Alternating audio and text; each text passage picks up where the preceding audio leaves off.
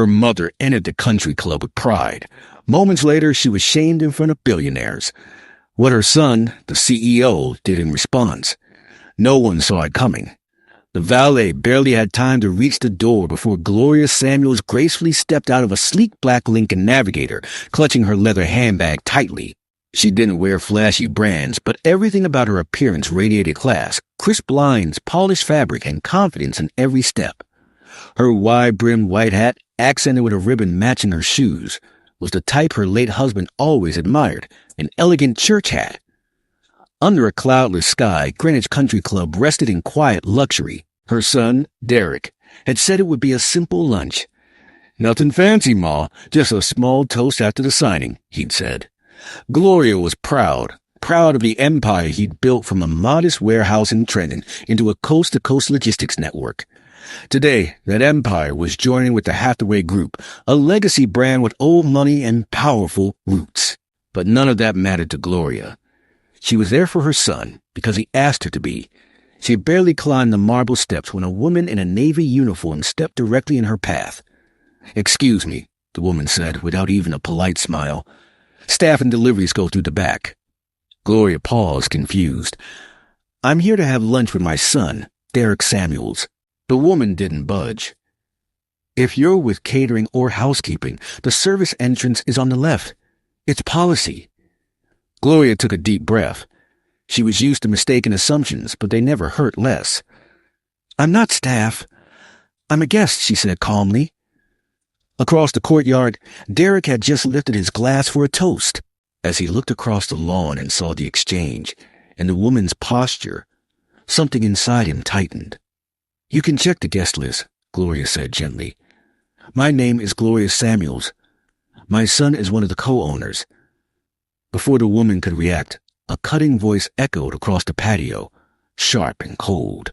"Well, I suppose they're letting just anyone in these days," said Victoria Hathaway, her pearls heavy against her blouse. "Are we inviting the janitorial staff to dine now?" A few heads turned. One man stifled a laugh.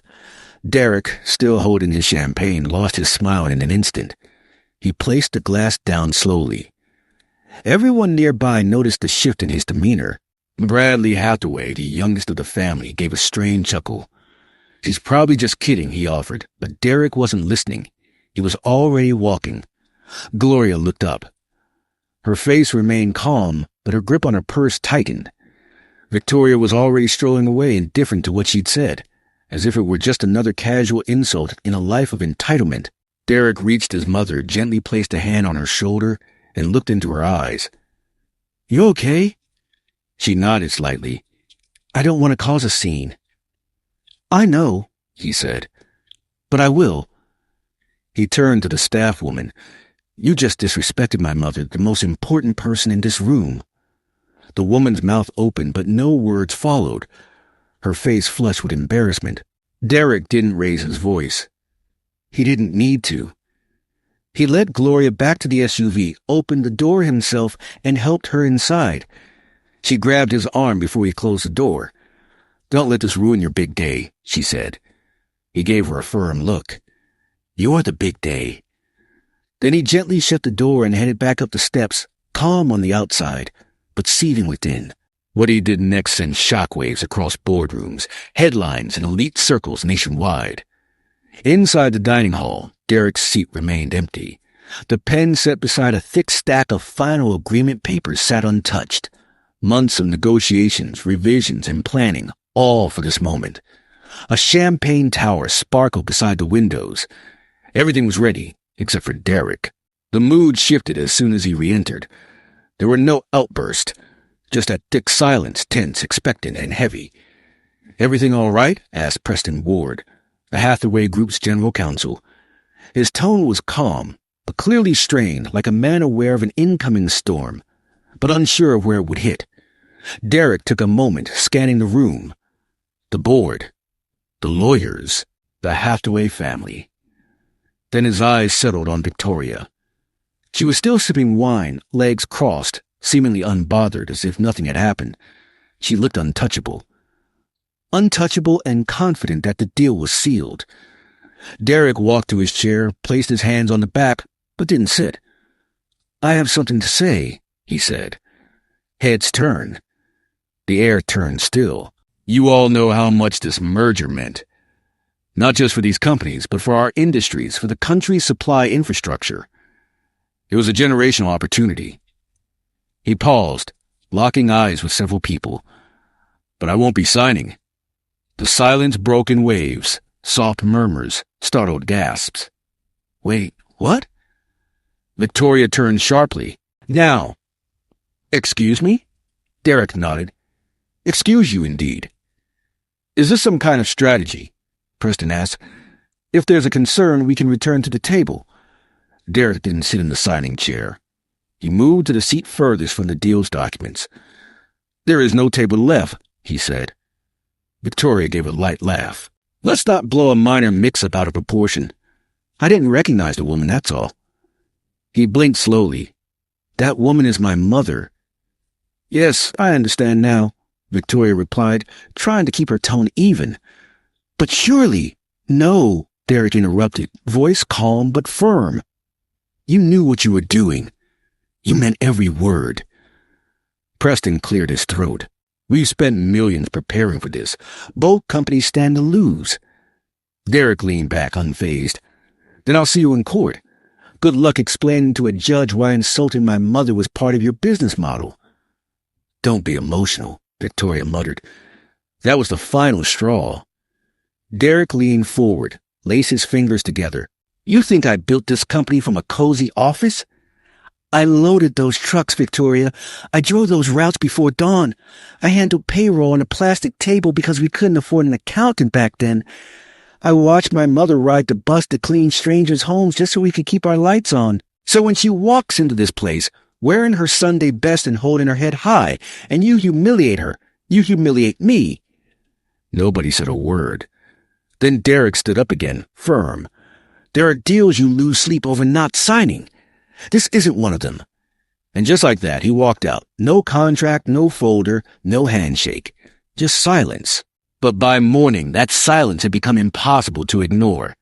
The first outlet to catch the story was a small business podcast from Philadelphia. A guest who attended the merger luncheon leaked a detail that sparked a wildfire. Black CEO walks away from $900 million deal after mother insulted by billionaire family.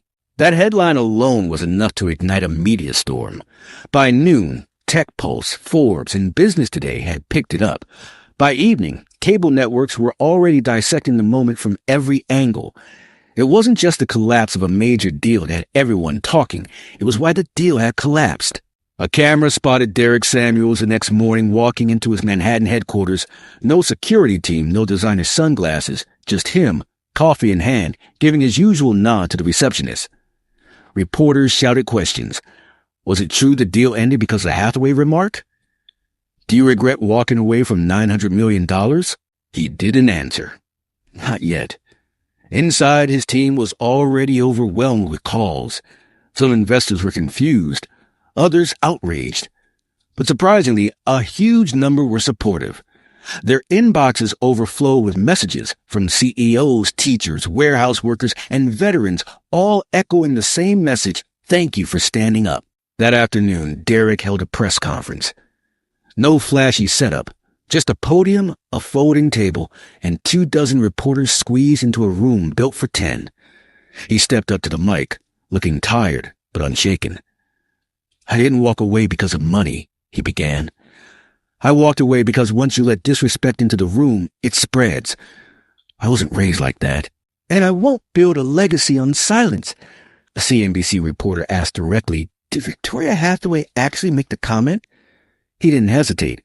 Yes, loud enough for everyone nearby to hear. Loud enough for my mother to feel it. Another journalist pressed, but is that really a reason to back out of a $1 billion deal? Derek nodded slowly. Depends on what kind of company you're trying to build. The room fell still again. He ended with this. Respect isn't up for negotiation. If we're willing to trade it for contracts, then we've already lost. He stepped down, walked out, just as he had the day before, but this time the world was listening. By nightfall, his speech had gone viral on TikTok, X, YouTube. A former employee of the Hathaway family posted about being told to use the back elevator at a charity gala. A Latina caterer shared how she was once asked to remove her apron before entering the hotel lobby. The stories exploded across platforms. Derek hadn't intended to launch a movement, but sometimes all it takes is one person refusing to back down for others to stand up too. Meanwhile, inside Hathaway Group's boardroom, panic had set in. An emergency meeting was called. Clinton Hathaway, the eldest son and mostly absent during negotiations, finally asked a question no one wanted to face. Do we need to issue an apology? Victoria frowned. I'm not apologizing to someone just because they overreacted. You insulted his mother, Victoria, someone snapped. In public, during the deal. What did you think was going to happen? We've said worse to each other in this room, she shot back, and we didn't lose $1 billion deal over it, Clinton muttered. Under his breath, well, now we have. The company's image took a hit fast. Shareholders began asking uncomfortable questions. Brand consultants warned of growing backlash. Even their PR firm hesitated to spin the narrative. By the weekend, the Hathaway name, once a symbol of old money class, was being redefined as tone-deaf privilege with a smile. While they scrambled to control the damage, Derek faced a new kind of pressure, this time from within his own walls. His company's Manhattan office was no longer calm. Derek had become a public symbol, and symbols attract weight, scrutiny, and expectations. In a sleek glass-walled meeting room overlooking Market Street, Derek met with his executive team. Most had been with him since the beginning, some from the very first warehouse. But loyalty can bend under pressure. Elliot Trammell, his CFO, broke the silence first. We've got to talk long-term. Not just this week, 6 months out. This merger was our ticket to global scale. I know, Derek replied steadily. Hathaway's already preparing breach claims. They're saying this was personal. It wasn't personal, he added. It was about values. Can we afford values right now? Asked Julian Ricks, COO. We're still early stage. You think our board won't panic? Derek looked him straight in the eye. Let them. That shut the room down for a beat. Then Nia Whitlow, head of marketing, leaned forward. I support what you did. But Derek, you're a headline now. A symbol. People are calling you the man who gave up generational wealth to protect his mother. He nodded. I said no to being owned. I get that, Nia said, but if you don't control this narrative, someone else will. Too late, Elliot chimed in. Some investors are already nervous. I had 2 calls this morning. They want clarity. A roadmap. A reason to still believe. Derek stood quietly and turned to face the window. Outside, the city moved like any other day. Cars passed, horns honked. A mother held her child's hand tight as they crossed the street. Inside, Derek stared out the window, lost in thought. He pictured Gloria again, how small she would look standing alone on those marble steps in Greenwich, and yet how powerfully she stood all the same. I'm not going to teach people that success means swallowing every insult, he finally said. Not here. Not in my company. And definitely not for a paycheck. Julian leaned back, exasperated. And what if this brings us down? Then we build again, Derek said quietly. But at least we won't rot from the inside. Silence followed, thick and tense. Then, unexpectedly, Nia gave a small nod. Elliot followed. Finally, Julian let out a reluctant sigh. All right, we hold, Elliot said. They didn't all agree, at least not fully. But something shifted in that room. Maybe it was respect. Maybe fear. Maybe both. But outside those walls, not everyone was so willing to stand with him, especially the ones who had been counting on the payday. 2 days later, Derek's phone buzzed. A text from Theron Ingram, his cousin and co-founder. Just one line, we need to talk, face to face. They met at a small diner in West Orange, the same booth where they once sketched their startup dreams on napkins. Theron was already there, coffee in hand, waiting. I got a call from Monroe Bank this morning, he said as Derek slid into the booth. They're freezing the credit line. The one we need to scale to the West Coast. Derek nodded. I figured they might. Theron's eyes narrowed. You figured. Derek, we were right there. This wasn't just some acquisition.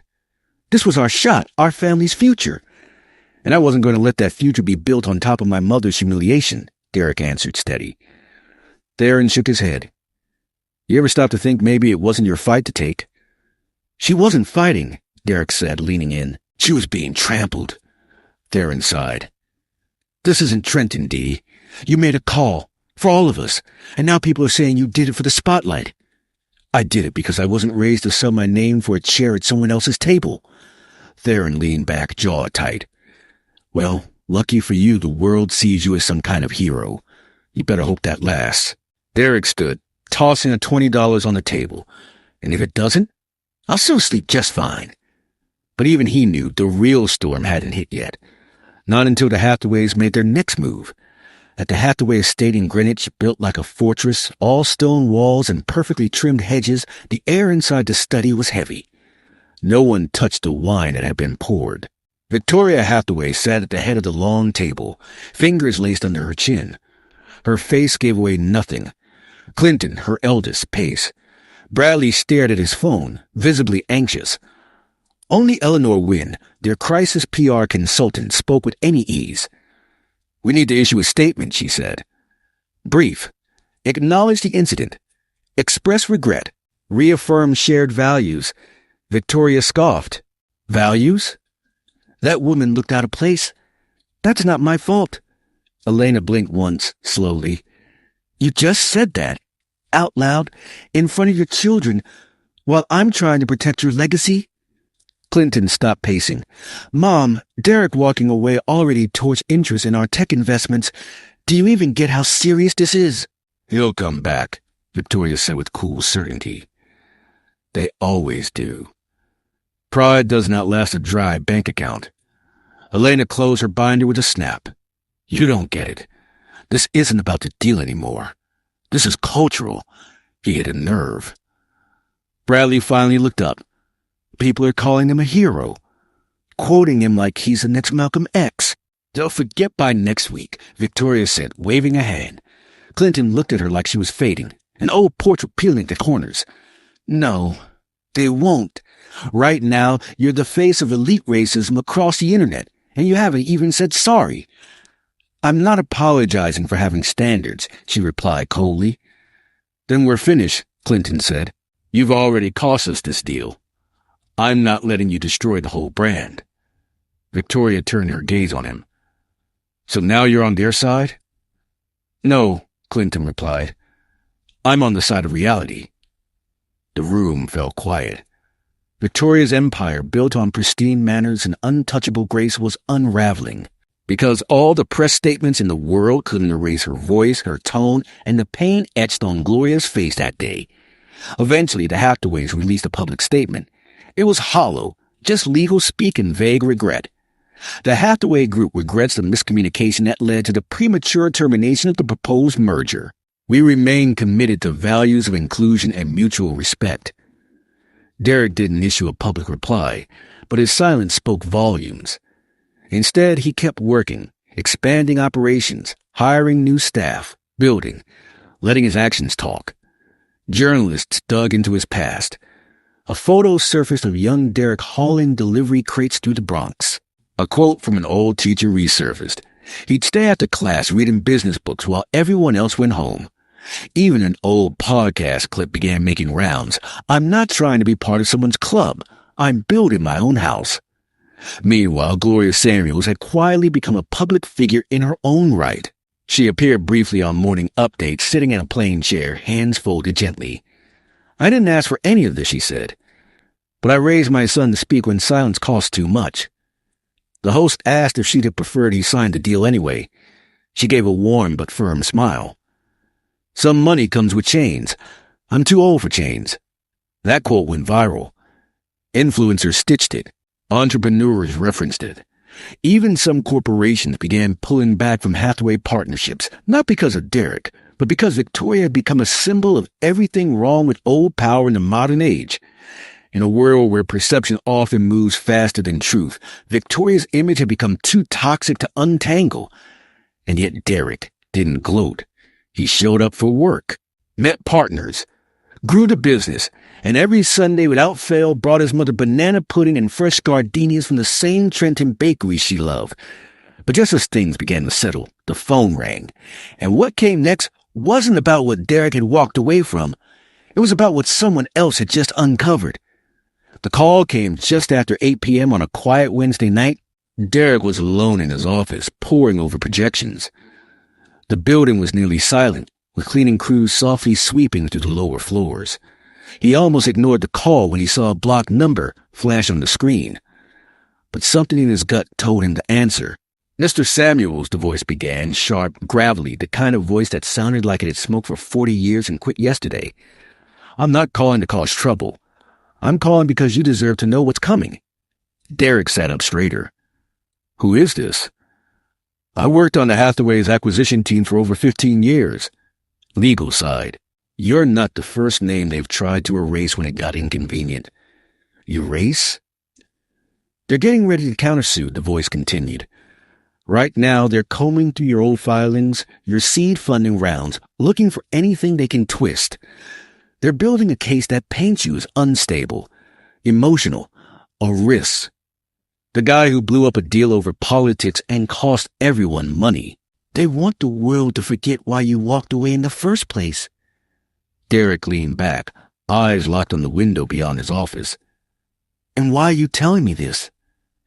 "Because I've seen how they operate. They destroy, then deny. You embarrass them publicly. Now they'll try to erase you quietly." Click. The line went dead. Derek sat in silence. He'd known the Hathaways played rough, but this wasn't rough. This was all-out war, and they wouldn't stop at him. They'd target his company, his people, even his mother if it came to that. The next morning he called Nia. "They're coming," he said, voice low. "I figured as much," she replied calmly after he explained. "Victoria Hathaway doesn't lose quietly. She's going to twist the story, make it seem like you're the one who lashed out." "Let her try," Derek said. But Nia was already moving ahead mentally. "No, we tell your story first, before she tells the world who you're not." And within 48 hours, they launched a new campaign. No dramatic music, no big slogans, just truth. Warehouse workers filmed short testimonials. Investors spoke about Derek's integrity during tough quarters. Former interns posted clips talking about how he mentored them without ever chasing credit. But the video that hit the hardest? It was Gloria, sitting in her cozy living room, her voice steady, eyes direct. "I didn't raise my son to be a businessman," she said. "I raised him to be a man who stands tall even if it costs him something." It hit like thunder. Cable news picked it up. Social media lit up again. Hashtags spread. Influencers posted reactions. And suddenly, Hathaway's attempts to quietly smear Derek looked like what they were: retaliation. But they didn't stop. A week later, Hathaway Group released internal documents suggesting Derek had breached clauses in a 2020 deal with Stratus Line Logistics. The implication? Derek had a pattern of walking out, except Stratus's CEO, Leonard Greer, wasn't having it. He went on record that same day. "Derek walked away because he refused to sign off on wage cuts for our drivers. I wish I'd done the same." Another backfire. Every time the Hathaways pushed, the spotlight swung right back around to their refusal to own up, to their silence. And slowly, the old sheen of the Hathaway name was cracking. Inside their mansion in Greenwich, things were falling apart. Contracts disappeared. Invitations dried up. A museum board quietly revoked Victoria's honorary chair. But she didn't blame herself. "It's just a fad," she snapped at Clinton one morning over toast. "Online outrage. It'll pass." Clinton looked uncertain. "It's not fading, Mother. It's growing, because you never once said you were wrong." She sipped her coffee like the topic bored her. "And I won't." Clinton stood up slowly. "Then you're not part of this company anymore." She didn't answer. But for the first time, her hands trembled, just a little. Meanwhile, Derek was confronting something deeper than contracts or press. He stood in the backyard of his mother's home in Trenton, watching her snip basil from the planter box they built together 2 summers ago. The sun cast a golden haze across the grass. She wore an old church dress, worn but carefully ironed. She didn't say much, just moved with quiet purpose. "You okay with all this attention?" he asked, not meeting her eyes. "Attention don't bother me," she replied, "but I know what it brings." "What do you mean?" She clipped another leaf, placed it in the bowl on her hip. "They don't like it when we walk out of a room with our heads held high. Makes them feel small. So they try to make you feel smaller." He sat on the porch steps. "They're still twisting it, Ma, saying I blew everything up over nothing." She finally looked at him. "You and I both know it wasn't nothing. And anyone who says that don't understand what respect costs." He nodded slowly.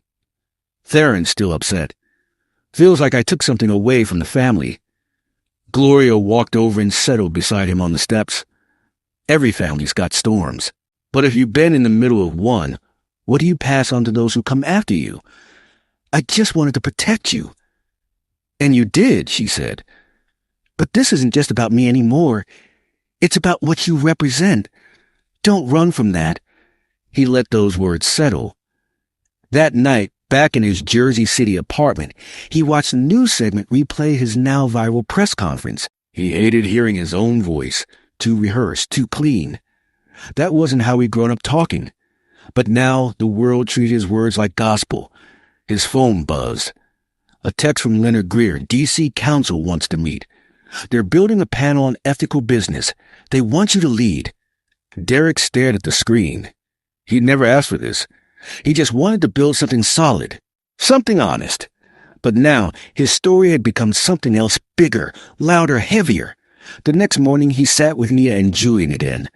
This time, no tension, just calm, measured fatigue. Julian broke the silence. "We've stabilized. That's the upside." Nia added, "The noise is helping 3 mid-sized logistics firms want a partner." Quietly, but still. Derek exhaled. "Because we stood for something." Nia smiled softly. "No, because you did." He paused. "And now, they want me to speak for it. You've already built the company, now build the voice." But Derek hesitated. He had never wanted to be a symbol. Symbols get worshipped or torn apart. Neither felt like the life he signed up for. Still, he knew silence had a cost. He picked up a dry erase marker and began sketching on the whiteboard. Numbers, rollouts, expansion targets. Nothing flashy, just the next chapter of the journey. "Let's scale without them," he said. "Let's prove we never needed that merger in the first place." Nia smiled. "That's the Derek I remember." Julian chuckled, not till long enough to show back up. But Derek wasn't done. He pointed to next week on the calendar. "I want to host something here. Not a press conference, a real event. Food, music, crew, interns, everybody. Remind them who we are." "Like a community day?" Nia asked. "No," he replied. "Like a family reunion, and everyone gets a plate no matter where they came from." But before that could happen, a letter arrived, quiet, unassuming, and it would hit him harder than any headline. A thin envelope, off-white. No return address. Just his name, typed in crisp font across the front. It came in the regular mail, mixed between invoices and vendor catalogs. He didn't notice it at first. Didn't open it until hours later when the office was empty and the cleaning crew buzzed faintly down the corridor. Inside was a handwritten letter. Neat cursive. Every loop and line precise like the writer had practiced before putting pen to paper. "Mrs. Samuels, you don't know me, but I know you. My father worked as the groundskeeper at Hathaway Ridge from 1985 until his death in 2009. He raised me and my sisters off that job, up before the sun, never a complaint. He taught us to be proud, even when we felt invisible. I saw what happened with your mother. I didn't cry because I was shocked. I wasn't. I cried because, for once, someone said no and meant it. You reminded me of my father. He didn't have your platform, but he had your spine. Not everyone forgets where they come from, or who they stand up for. With deep respect, Camille Pierce Derrick read it twice, then slowly folded it and set it down. That name, Camille Pierce, it stirred something. He searched his inbox, LinkedIn, even employee rosters. Nothing. Just a letter. That night over dinner, he told his mother. She said her father was the groundskeeper, Derrick murmured. She said I reminded her of him. Gloria looked thoughtful. Funny how truth finds you, she said. Doesn't matter what road it takes, it still gets there. Derrick nodded. Quiet, heavy, but not burdened, just full, because now he knew his decision had reached people who lived in the shadows of those gates too. The next day, he asked Nia to locate Camille, quietly. 2 days later, she called him. Found her, 4th grade teacher. Lives in Harrisburg. No social media. Keeps to herself. Has a rescue dog. Does she expect a reply? No, she doesn't. Good, Derrick said. I'll knock. 2 days later, he stood on a narrow front porch in Harrisburg, paper bag from a local bakery in hand, and for the first time in a long while, he was nervous. Camille opened the door on the second knock. She looked mid-40s, ponytail, jeans, and a public school sweatshirt. She froze. You're Derrick, he said. And this is banana bread. I figured maybe you were tired of everyone wanting something from you. Camille laughed softly and stepped aside. Come in, before my dog mistakes you for lunch. The apartment was warm, lived in. On the mantel sat a photo of a man in work boots and a dusty ball cap. Derrick walked over. Your father? She nodded. He treated that estate like it was his own. They sat, had tea, talked. She told stories about her father, how he refused to call the Hathaways sir or ma'am, how he saved every paycheck, how he taught her to read using old work invoices. He would have liked you, she said. Not 'cause you made it big, but 'cause you knew when to walk away. They spoke for nearly 2 hours. No cameras, no captions, just two people, quietly bonded by a history they hadn't asked for, but still carried. As Derrick got to leave, Camille handed him a black and white photo, her father, standing under a tall oak. Rake in hand, quiet pride in his posture. For when the world gets loud again, she said. He tucked the photo into his jacket and walked back to his car, because the most powerful reminders don't come from headlines. They come from paper and roots and oak trees. But Derrick's final test wasn't about business or deals. It came in the form of a gentle voicemail from a nurse. Nothing urgent, she said, just a quick callback. Gloria had fainted at Bible study. They brought her to Capitol Care in Trenton just as a precaution. Derrick didn't hesitate. He left his meeting mid-sentence, grabbed his keys, took the turnpike with his jaw clenched tight. When he arrived, Gloria was sitting up in a hospital bed, sipping ginger ale and looking more annoyed than worried. Told him I just stood up too quick, she said. Didn't need all this drama. But Derrick could see it in her eyes. The weariness, the slight tremble in her hand as she set down the cup. He sat beside her, quiet, held her wrist gently. What did the doctor say? Same thing I tell you. Slow down, eat more greens, take my iron pills. He smiled, but the knot in his chest stayed tight. A few minutes later, Dr. Maylin stepped in, young, focused, but kind. Her vitals stabilized fast, she said quietly. But we want to run one more test. The arrhythmia is mild, but she hasn't had a full cardiac workup in years. I feel fine, Gloria insisted, waving her hand. Derrick nodded. Run the test. Over the next 2 days, the results came in. Nothing life-threatening, but not nothing either. A small valve leak. Mild arrhythmia, iron deficiency, manageable, but a signal. A quiet knock from time, reminding him, all of this wasn't just about legacy. It was about cherishing what built it. The message couldn't be clearer. Life doesn't wait around. That night, while reruns of Sanford and Son played softly in her hospital room, Gloria finally spoke, eyes still on the screen. You did good, baby. Derrick chuckled. Did you just call me baby in front of the nurse? I brought you into this world. I get to call you whatever I want, she shot back, lips curled in a smirk. He smiled too, but it didn't reach his eyes. I'm not done yet. I know, she replied. Just don't wait too long to live.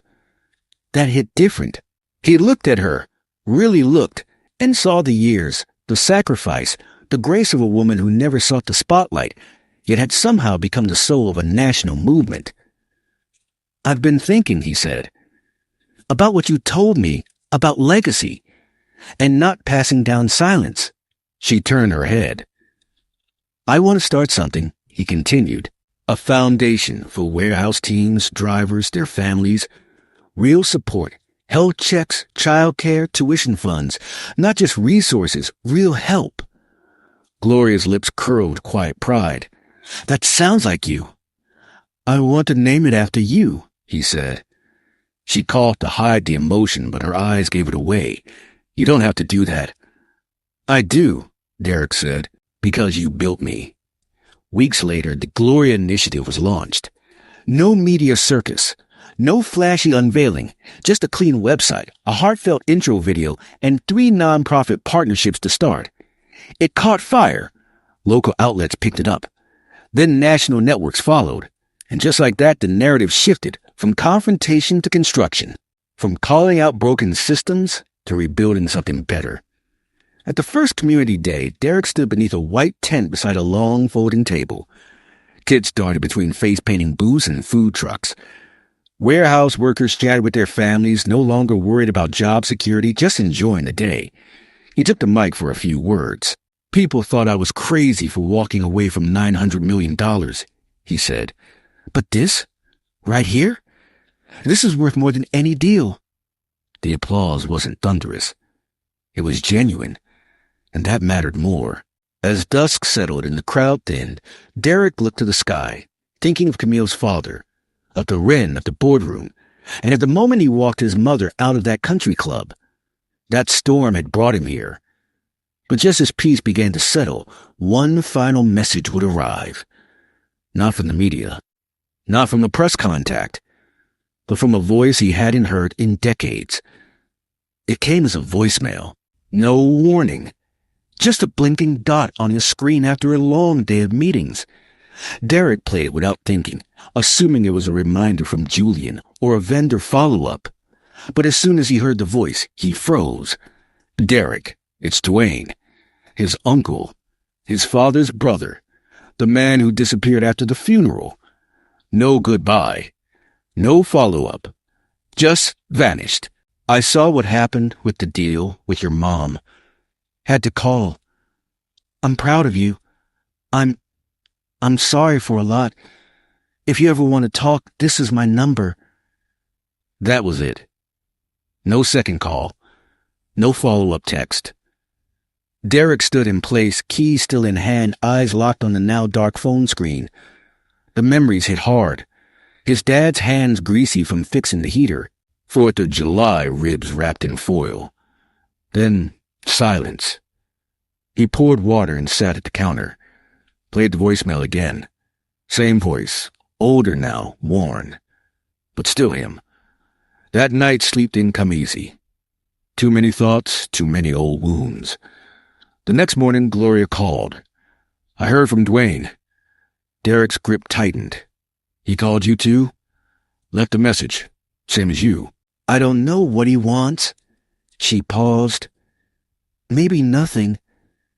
Maybe he's just trying to make peace while he still has time. I don't know if I need peace with him, Derek said. She was quiet. Baby, sometimes peace isn't for them. It's for you. That line stayed with him. Later that day, he listened again, and this time, there was no anger, just exhaustion, like he'd been holding up a wall that didn't need to be there anymore. That evening, he called the number back. 3 rings. Then, hello? Yeah, it's me. Derek? A pause, then a soft laugh. You sound just like your father. Silence again? Then Dwayne sighed. I'm not here to make excuses. I was a coward after your dad passed. Couldn't face anything that reminded me of him. Then you were a mirror. Derek didn't speak. I left, Dwayne continued, because it was easier than failing you. I didn't need you to succeed, Derek finally said. I just needed you to stay. Dwayne's voice broke. I know. I'm sorry. They talked for 15 more minutes, not about pain or apologies, just football, ribs, memories that once made Derek flinch, now softened by time. When the call ended, there was no grand closure, but the weight in Derek's chest had lifted. Later that week, during a company retreat, he shared the experience with his team. Forgiveness isn't saying it was okay, he told them. It's saying I'm not carrying this around anymore. Heads nodded. Some smiled. A few understood in ways they didn't say. As Derek stepped outside the venue, a young intern jogged to catch up. Mr. Samuels, she said, breathless, I just wanted to say thank you. My dad always told me business was only about money, that no one ever sticks to their values. But you proved him wrong. Derek smiled. No, my mother did. And as he walked to his car, head high, heart clear, he finally understood something. Legacy isn't what you leave behind. It's what you live through, and what you refuse to let die in silence.